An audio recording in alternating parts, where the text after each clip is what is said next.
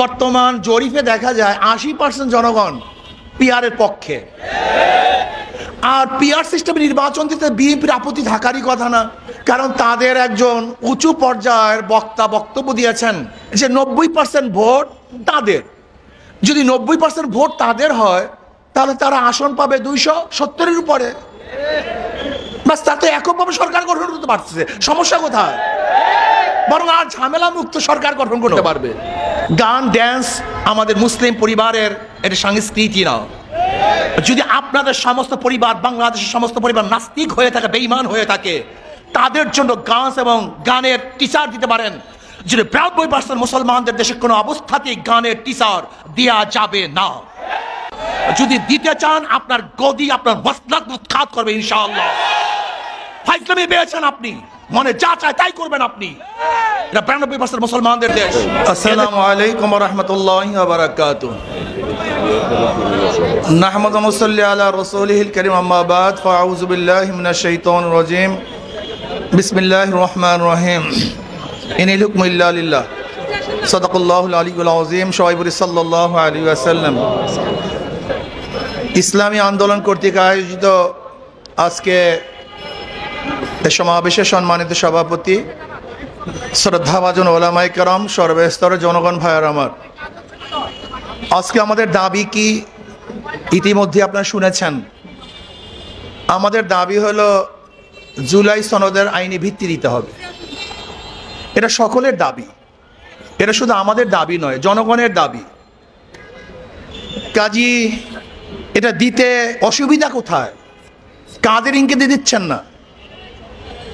আমি মনে করি ভারত চায় না জুলাই সনদের আইনি ভিত্তি দিতে।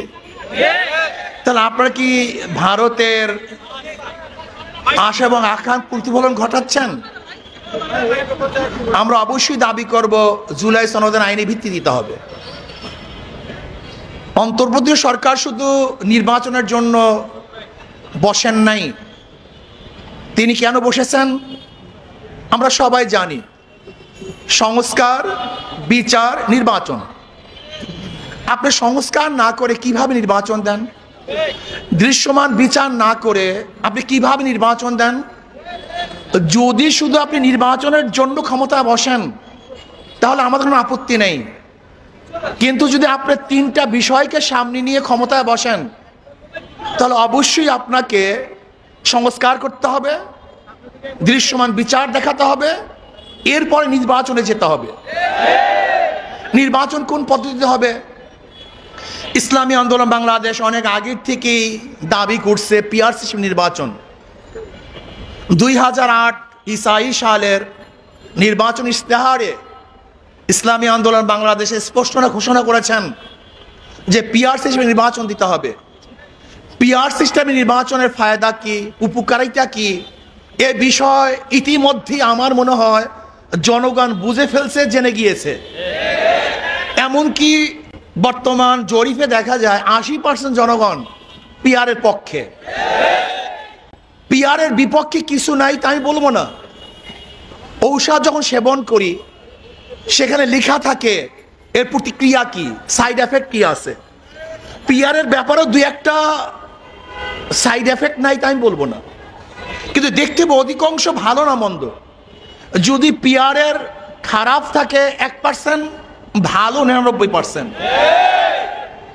পিআরের বিপক্ষে যদি বক্তব্য দেওয়া যায় 2%, তাহলে পক্ষে বক্তব্য দেওয়া যায় 98%। পিআরের ব্যাপারে সবচেয়ে বড় তাদের প্রশ্ন কি? কাকে ভোট দিবেন, কে নির্বাচিত হবে, এটা তাদের সবচেয়ে বড় প্রশ্ন। স্থিতিশীল গভর্নমেন্ট হবে না, স্থিতিশীল সরকার হবে না। আমি তাদেরকে প্রশ্ন করতে চাই, ধরে নেন আজকে যেই পদ্ধতিতে নির্বাচন হচ্ছে সেখানেও যদি এককভাবে কেউ সংখ্যাগরিষ্ঠ অর্জন না করে, সংখ্যাগরিষ্ঠ না পায়, তাহলে সেই পার্লামেন্টের অবস্থাটা কি হবে? সেটা তো দুর্বল পার্লামেন্ট। যদি কোয়ালিশন সরকার গঠন করতে হয় সে পার্লামেন্টে তো দুর্বলই হয়। তাই বর্তমান পরিস্থিতিতে পদ্ধতিতেও তো দুর্বল পার্লামেন্ট হওয়া সম্ভব। আর পিআর সিস্টেমে নির্বাচন দিতে বিএনপির আপত্তি থাকারই কথা না, কারণ তাদের একজন উঁচু পর্যায়ের বক্তা বক্তব্য দিয়েছেন, উঁচু পর্যায়ের নেতা বক্তব্য দিয়েছেন যে 90% ভোট তাদের। যদি 90% ভোট তাদের হয়, তাহলে তারা আসন পাবে 270-এর উপরে। বাস, তার তো এককভাবে সরকার গঠন করতে পারছে, সমস্যা কোথায়? বরং আর ঝামেলা মুক্ত সরকার গঠন করতে পারবে। পিআর সিস্টেম নির্বাচনের ব্যাপারে তো খোদ বিএনপি বক্তব্য দিয়েছেন। কি বলছেন? তিনি জাতীয় সংসদ গঠন করবেন, জাতীয় সরকার গঠন করবেন। তা জাতীয় সরকারটা কিভাবে হবে আমাকে বলুন? সবার সম্মিলিত যে সরকার হয়, সেই সরকারটাই তো জাতীয় সরকার হয় না? একক সরকারকে জাতীয় সরকার বলা হয়। তাই যেহেতু সবার সম্মিলিত সরকারকে জাতীয় সরকার বলা হয়, আর পিআর পদ্ধতিতে তো সমস্ত দলে, সমস্ত মতে, সমস্ত আদর্শের মানুষগুলি সংসদে যাবে। কাজে সেহেতু বিএনপির বক্তব্য অনুযায়ী তো পিআর সিস্টেম নির্বাচনের প্রয়োজন। পিআর সিস্টেম নির্বাচনের সবচেয়ে বড় ফায়দাটা কি? ফ্যাসিস্ট তৈরি হবে না, কালো টাকা সরাসরি হবে না, পেশির শক্তি ব্যবহার করতে পারবে না, ভোট ছিনতাই হবে না, কারোর ভোট বিফলে যাবে না, পচবে না। সব দলীয়, সব আদর্শের, সব মানুষের সংসদ হবে, যেখানে থাকবে মুসলমানদের প্রতিনিধি, হিন্দুদের প্রতিনিধি, খ্রিস্টানদের প্রতিনিধি, সেখানে থাকবে ডান বাম সমস্ত প্রতিনিধিরা সেখানে থাকবে। রাস্তায় আন্দোলন করতে হবে না, আমাদের আলোচনা হবে সংসদের মধ্যে, রাস্তায় চিল্লাচিল্লির কোনো প্রয়োজন নেই। আজকে অনেকেই বলতেছেন যে অমুকের নেতৃত্বে আজকে যুগপৎ আন্দোলন। আমি ওই সমস্ত পত্রিকার সাংবাদিক বন্ধুদেরকে বলবো, সাংবাদিকতা শিখেন। যুগপৎ আন্দোলন প্রত্যেকের জায়গার থেকে করে, কারণ নেতৃত্ব করে না। মানে ইসলামী আন্দোলন বাংলাদেশে প্রথম এই পিআর সিস্টেমে নির্বাচনের দাবি তুলছে। কাজী আমি সাংবাদিক বন্ধুদেরকে বলবো, লিখবেন, বলবেন, দাড়ি কমা যেন ঠিক থাকে। পিআর সিস্টেমে নির্বাচন দিতে হবে, এই জাতির দাবি। যদি আপনারা মনে করেন যে ঐক্যমত কমিশনে আপনার সিদ্ধান্ত বুঝতে না পারেন, সহজ কথা, আপনার গণভোট দেন, রেফারেন্ডাম দেন। যদি জনগণ পিআর সিস্টেম নির্বাচনের পক্ষে থাকে, তাহলে আমরা অবশ্যই দাবি করতে পারি। আর যদি জনগণ পিআর সিস্টেমে নির্বাচন না চায়, তাহলে আমরা দাবি করব না। কাজে অন্তর্বর্তী সরকারকে বলবো, অবশ্যই আপনি রেফারেন্ডাম দেন, গণভোট দেন।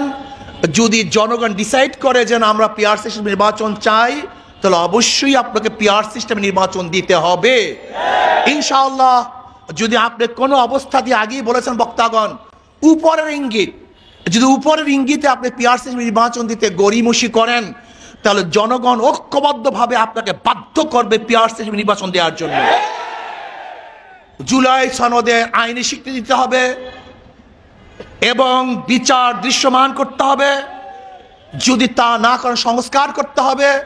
যদি এইগুলি আপনি না করেন, শুধু নির্বাচন করেন, তাহলে আমি মনে করব আপনিও কোনো এক দলের দিকে ঝুঁকে গেছেন, আপনি নিরপেক্ষতা হারিয়ে ফেলবেন।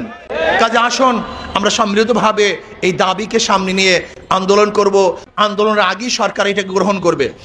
আর প্রাইমারি স্কুলে ড্যান্স এবং গান শিক্ষার জন্য ওস্তাদ দিবেন, শিক্ষক দিবেন। কেন, কিসের জন্য? গান, ড্যান্স আমাদের মুসলিম পরিবারের এটা সংস্কৃতি না। যদি আপনাদের সমস্ত পরিবার, বাংলাদেশের সমস্ত পরিবার নাস্তিক হয়ে থাকে, বেঈমান হয়ে থাকে, তাদের জন্য গান এবং গানের টিচার দিতে পারেন। যদি 92% মুসলমানদের দেশে কোনো অবস্থাতেই গানের টিচার দেওয়া যাবে না। এদেশে টুপিওয়ালাদের, দাড়িওয়ালাদের, মুসলমানদের খাজনা, ট্যাক্স, ভ্যাটের পয়সা দিয়ে গানের টিচার দিবেন। গানের টিচারের প্রয়োজনটা কি? সেখানে ইংলিশ টিচার দেন, কম্পিউটার টিচার দেন। আজকে প্রাইমারি শিক্ষা ব্যবস্থা ধ্বংস হয়ে গেছে, কিচ্ছু নাই। সেখান থেকে আর মানুষ ঘুরতেছে না, ইউনিভার্সিটির চান্স পায় না, মেডিকেলের চান্স পায় না, কোনো জায়গায় চান্স পাচ্ছে না। এর জন্য প্রাইমারি শিক্ষা লেভেলকে ঢেলে সাজাবার জন্য ধর্মীয় শিক্ষক সেখানে নিয়োগ দিতে হবে এবং কোনো অবস্থাতেই সেখানে গানের টিচার বাংলাদেশে দেয়া যাবে না। যদি দিতে চান, আপনার গদি, আপনার মসনদ উৎখাত করবে ইনশাআল্লাহ।